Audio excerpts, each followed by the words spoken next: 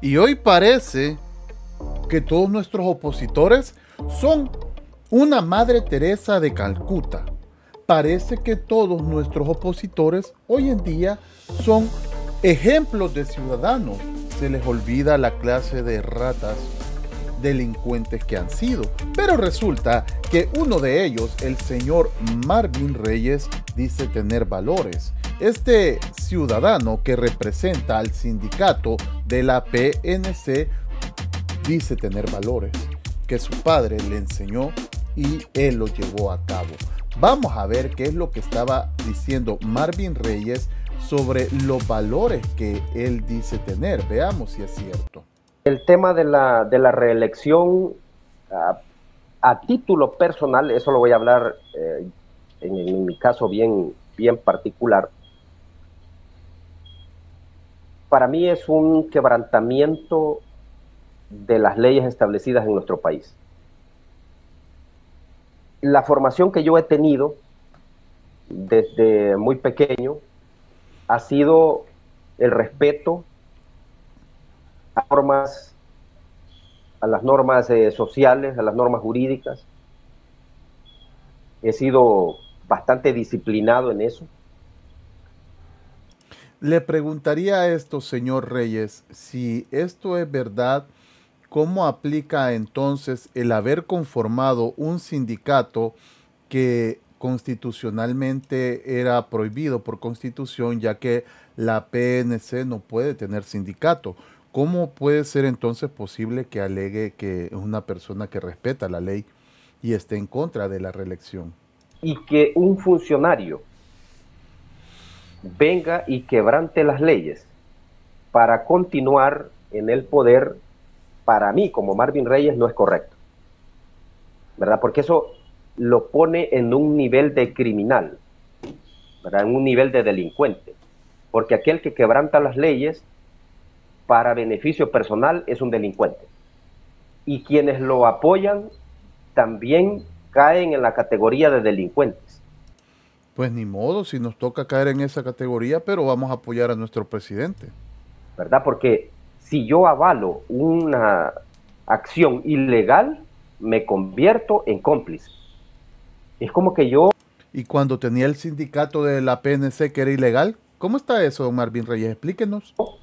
apoyara o aplaudiera un sicario o un ladrón y dijera, este ladrón es efectivo, ¿verdad? Es eficiente, roba de todas las maneras y no lo capturan. Entonces yo estoy haciendo apología del delito.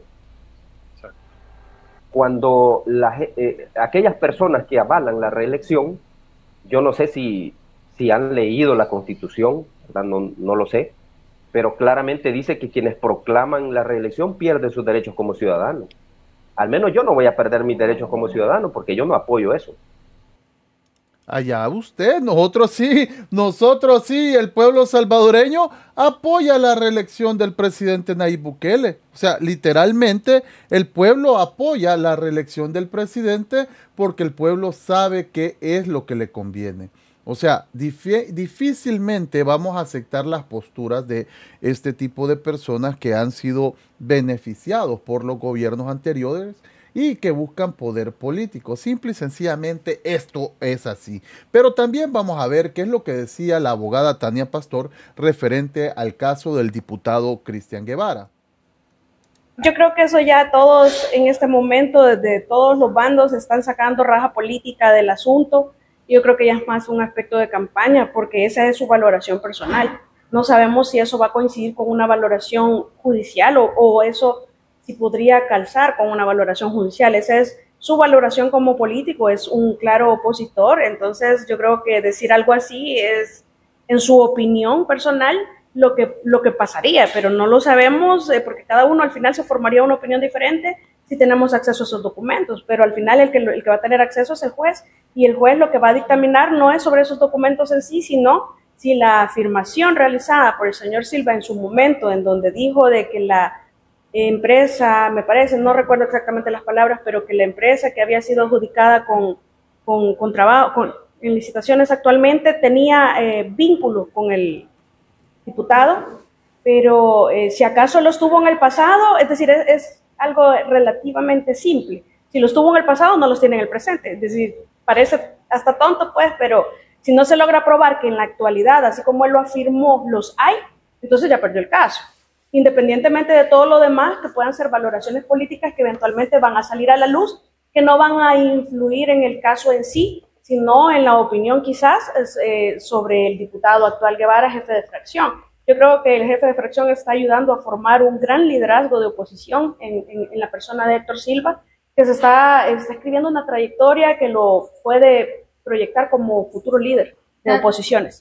Tania, pero sí es posible que uno de los dos o quite o no quite la reserva. De hecho, mencionaba, como no lo sabemos por parte del diputado Guevara, él dijo que no se había, que ya no iba a haber reserva. Sin embargo, lo que hizo fue contestar una petición del señor Héctor Silva, lo dijo Héctor Silva, no me consta, que no se había opuesto a tal situación, pero es que al final la reserva la decide el juez, pero si la pidieron las partes, la misma parte que la pidió, en este caso, pues tiene que pedir que se le levante la reserva y tiene que fundamentar por qué, ¿verdad? Porque se dio por alguna razón que está con fundamento. Si ese fundamento dejó de existir o ha variado, pues entonces la misma persona que solicitó puede pedir que se quite para que el juez quite la reserva. El juez no la va a quitar así nomás. Tiene algún fundamento que debe desvirtuarse, ¿verdad? Claro, esto es lo que habla la abogada Tania Pastor referente al caso de Héctor Silva y el diputado Cristian Guevara. Mire lo interesante de esto. Dice de que, pues, si hay acceso a esos documentos, puede haber una interpretación o conocer de mejor manera los hechos, pero el punto sería qué es lo que va a pasar y que si Héctor Silva puede convertirse en un líder de la oposición, realmente no tiene el carácter, no lo tiene. No creo en lo personal que este tipo pueda convertirse en un opositor. Simplemente es un hablador de basura que ha tenido acceso a conocimientos de información que le brindaba Alejandro Mason, pero al no tener ya alguien que le brinde información va a quedar como un ignorante. Y vamos a ver qué es lo que pasa referente a este caso. Pero además de esto, la abogada Tania Pastor se refiere al caso del Krug, el caso de que está sonando, el caso emblema de la oposición en este momento. ¿Se le encontró un arma de fuego al ser capturado o al salir de El Salvador? Al salir de Guatemala se le había proporcionado un arma de fuego. Bueno, desconozco las fuentes, esa parte si no la conocía. Se mencionó en la entrevista que lo liberaron las autoridades salvadoreñas. Yo creo que de eso no cabe duda, porque si estaba bajo la custodia de las autoridades penales, de centros penitenciarios de El Salvador, y ahora está capturado allá, porque las autoridades lo liberaron, ¿verdad? Lo que se debe determinar es el marco de esa liberación, es decir, cuál fue el fundamento de esa liberación. Eso es lo que se debe de verificar, porque es decir, sí, funcionarios lo liberaron, porque si no, no sale de la cárcel. Lo que hay que averiguar es cuál es el marco en el cual se desenvolvió esta liberación. Ya conocemos que habían condenas que estaban vigentes al momento de la liberación. Hay un juez que dice, hay un oficio mediante el cual yo advertí de esta situación a centros penales, pero ese oficio no lo hemos visto. De hecho, nadie lo ha visto. De hecho, nadie ha visto ninguno de los procesos en los cuales ya fue condenado en el 2000, en el 2019, en el 2021. Hay un caso abierto en investigación. ¿Dónde están, pues? Vaya, ¿dónde están los oficios? ¿Ustedes dónde están? Investigación del 2020, hay una orden de captura del 99, hay 2 solicitudes de extradición que hizo Estados Unidos. Es decir, nadie ha visto todo eso, solo lo conocemos por enunciados de partes intervinientes. Entonces, lo que hacemos son valoraciones, ¿verdad? Y si el juez dice, hice un oficio mediante el cual liberé por este caso, por orden de la Cámara, a este reo, pero tenía otros casos pendientes del cual hice conocimiento a autoridades penitenciarias, que además, aunque el juez no lo hubiera dicho, autoridades penitenciarias tienen en el registro de cada recluso o de cada privado de libertad, tienen toda esa documentación, pues ahí es donde tenemos que investigar cómo fue el procedimiento para liberar a este reo o a este privado de libertad, es un condenado, ¿verdad? Este privado de libertad que de repente aparece capturado en México y extraditado a Estados Unidos. Ese procedimiento es el que se está utilizando incluso mediáticamente a nivel político partidístico para hacer campaña en contra y a favor, ¿verdad? Porque no le echan la culpa al sistema legal. El sistema legal ciertamente sí favorecía en mucha medida a... ¿Cómo? ¿El sistema legal ciertamente sí favorecía. Esto no lo va a escuchar usted de los opositores. Y Tania Pastor está dando su valoración personal. Muchas veces Tania Pastor habla sobre las cosas como ella las ve y las piensa. A estos terroristas por el sistema tan garantista que teníamos, pero por otra parte también hay una relación cierta en donde se establece que se liberó y que al parecer tendría que estar todavía detenido, ¿verdad? Entonces, eso es lo que las autoridades, nosotros esperaríamos que investiguen, no es que le estemos echando la culpa a nadie. Vaya, así o más claro. 2 pájaros de un tiro fue lo que dijo Tania Pastor con estas declaraciones más que claras. Realmente yo vuelvo y les digo que al final del día las encuestas y todo lo que se está viendo es para nada más campaña política. Pura campaña política. Eso es pura campaña política. Y Tania Pastor, además de esto, dio estas otras declaraciones.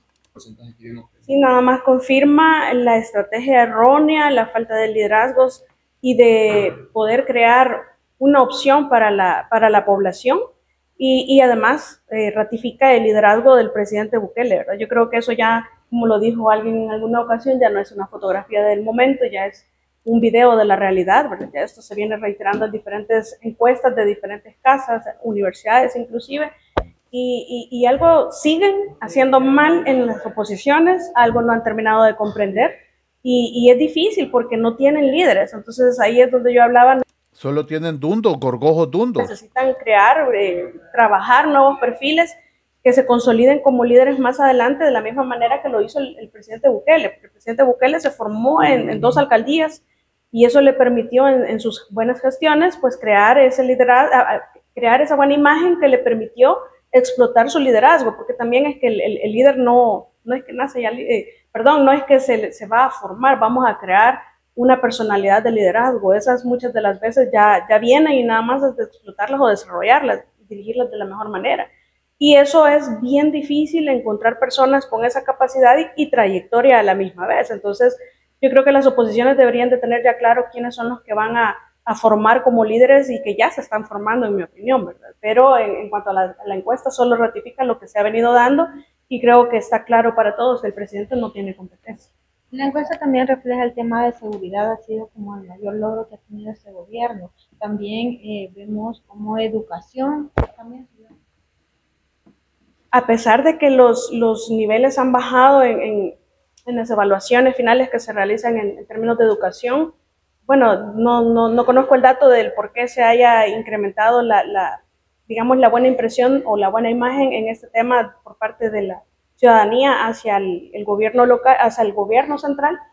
Sin embargo, pues el tema de seguridad ya lo sabemos, que lo importante aquí es ver que sea sostenible en el tiempo y eventualmente sin necesidad del régimen de excepción, ¿verdad? Sino que ya como política integral de seguridad que se implemente permanentemente en el Estado y cómo va a beneficiar también esta nueva faceta donde incursiona el señor Alejandro Guzmán, que tiene una visión de verdad disruptiva y ojalá y se le apoye con los recursos, se le apoye con todo lo que necesita, porque este hombre ha entregado tanto por El Salvador y los salvadoreños que no hay que desaprovecharlo. De verdad que es una bendición que lo tengamos de nuestro lado y que quiera seguir aportando para El Salvador, y esta vez ya desde el gobierno, y por eso es que de verdad hay que apoyarlo en todo lo que necesite, porque significa salir, no solamente dirigir políticas o focalizar algunas materias de prevención, él lo ve como algo más estructural, él es disruptivo hasta en su visión de cómo mejorar todo El Salvador, es decir, todo, no solamente focalizar algunas inversiones en materia de prevención, sino que trabajar El Salvador completo para mejorarlo como país, mejorarnos como ciudadanos, pero dedicarle más a esas áreas y dejar paradigmas o dejar estereotipos que tenemos en donde solo los alumnos más sobresalientes tienen acceso a oportunidades de desarrollarse académicamente, no solamente en universidades, sino que en cuestiones técnicas, porque también hay alumnos que tienen menores calificaciones y que también merecen la oportunidad, ¿verdad? Él es disruptivo en su visión y de verdad yo creo que va a ser un gran aporte al tema de seguridad y se va a mantener el tema de seguridad por mucho tiempo como un gran capital para el presidente y el Partido Nueva Nación. Así o más claro, esas fueron las declaraciones de Tania Pastor referente a estos temas. Al final del día, usted como pueblo salvadoreño tiene la mejor decisión de tomar sus propios análisis y de pensar y ver cómo se están desarrollando las cosas. Hay cosas que están pasando, cosas que se están viendo, pero tenemos que entender que estamos en campaña política donde la oposición solo quiere joder y echar tierra al mejor presidente de Latinoamérica. Recuerde dejar su like y su comentario, señores. Active la campanita y también dele like a esta página. Bendiciones.